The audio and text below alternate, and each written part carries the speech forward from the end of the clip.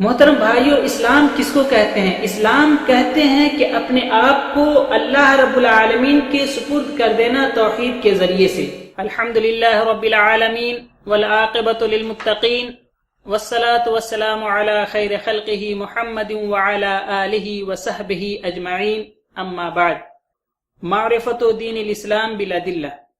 محترم بھائیو، تمام قسم کی تعریفات، جملہ حمد و ثنا اللہ رب العالمین کے لیے ہے، جس نے ہمیں پیدا کیا اور ہماری ہدایت کے لیے اللہ تبارک و تعالیٰ نے نبیوں اور رسولوں کو بھیجا۔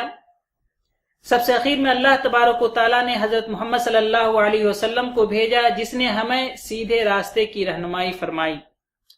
محترم بھائیو، اس سے پہلے ہم نے معرفت الرب یعنی اپنے رب کو پہچاننے کے سلسلے میں نے بیان کیا تھا، اس میں ہم دین اسلام کے بارے میں بیان کریں گے۔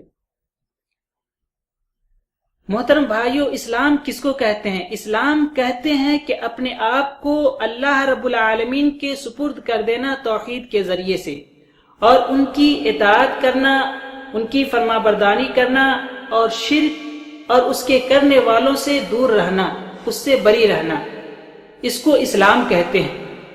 اسلام کے 3 مراتب ہیں اور ان تینوں مراتب کا رکن بھی ہے۔ سب سے پہلے اسلام، یہ پہلا مرتبہ ہے، اس کے 5 ارکان ہیں۔ سب سے پہلے شہادت، اشہد ان لا الہ الا اللہ و اشہد ان محمد رسول اللہ، اللہ تبارک و تعالیٰ کی گواہی دینا اور حضرت محمد رسول اللہ صلی اللہ علیہ وسلم اللہ کے رسول ہیں، اس کی گواہی دینا۔ نماز کو اس کے وقت پہ ادا کرنا، زکوٰۃ دینا اور رمضان المبارک کا روزہ رکھنا، حج کرنا اگر طاقت ہو۔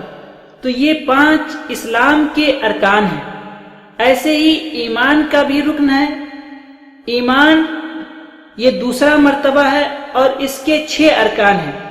سب سے پہلا رکن جو ہے وہ اللہ تبارک و تعالیٰ پر ایمان لانا، اور دوسرا رکن جو ہے وہ اللہ تبارک و تعالیٰ کے فرشتوں پر ایمان لانا۔ اللہ تبارک و تعالیٰ نے فرشتوں کو نور سے بنایا ہے اور اس کی تعداد بہت ہی زیادہ ہے، اور اللہ تبارک و تعالیٰ نے ان کو مختلف کاموں پر لگایا ہوا ہے، اور وہ اپنے کاموں میں مشغول ہے۔ اللہ رب العالمین کی پلک جھپکنے کے برابر بھی نافرمانی نہیں کرتا۔ ایسے ہی اللہ تبارک و تعالیٰ کی کتابوں پر ایمان لانا۔ اللہ تبارک و تعالیٰ نے دنیا کے اندر کتابوں کو نازل کیا، جن کتابوں کے بارے میں ہمیں علم ہے، جن کا نام ہم جانتے ہیں، اس پر تفصیل کے ساتھ ایمان لائیں، اور جن کتابوں کا نام ہمیں معلوم نہیں ہے اس پر ہم اجمالاً ایمان لائیں۔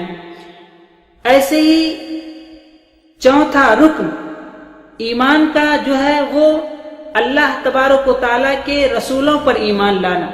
اللہ تبارک و تعالیٰ نے بہت سارے رسول کو اس دنیا کے اندر بھیجا، جس میں سے ہمیں کچھ رسولوں کا نام معلوم ہے۔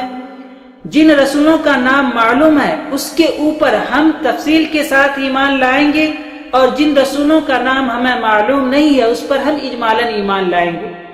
ایسے ہی قیامت کے دن پر ایمان لانا۔ قیامت کا دن، آخرت کا دن، اللہ تبارک و تعالیٰ نے اسے بنایا ہے تاکہ انسان دنیا کے اندر جو عمل کرتا ہے اس کا بدلہ اللہ تبارک و تعالیٰ آخرت کے دن حساب و کتاب لے کر کے دے۔ یعنی مثلا دنیا کے اندر اگر کوئی شخص اچھا عمل کیا تو آخرت کے دن حساب و کتاب لینے کے بعد اسے جنت میں داخل کرے گا، اور اگر دنیا کے اندر اس نے اچھا عمل نہیں کیا تو پھر آخرت میں اس کا حساب و کتاب لینے کے بعد اسے جہنم کے اندر داخل کرے گا۔ تو آخرت کے دن پر ایمان لانا، ایسے ہی تقدیر پر ایمان لانا۔ اللہ تبارک و تعالیٰ نے تقدیر میں ساری چیزیں لکھ دیا ہے، جو چیز ہونے والا ہے، جو چیز ہو چکا ہے، ان ساری چیزوں کا علم اللہ تبارک و تعالیٰ کے پاس ہے۔ تو یہ ایمان کے 6 ارکان ہیں۔ ایسے ہی تیسرا مرتبہ جو ہے وہ احسان ہے، یعنی احسان کا رکن صرف ایک ہی ہے، اور وہ یہ ہے کہ ہم اللہ رب العالمین کی عبادت اس طرح کریں گویا کہ ہم اللہ رب العالمین کو دیکھ رہے ہیں، اور اگر ہم اللہ رب العالمین کو نہیں دیکھ رہے ہیں تو اللہ تبارک و تعالی ہمیں دیکھ رہا ہے۔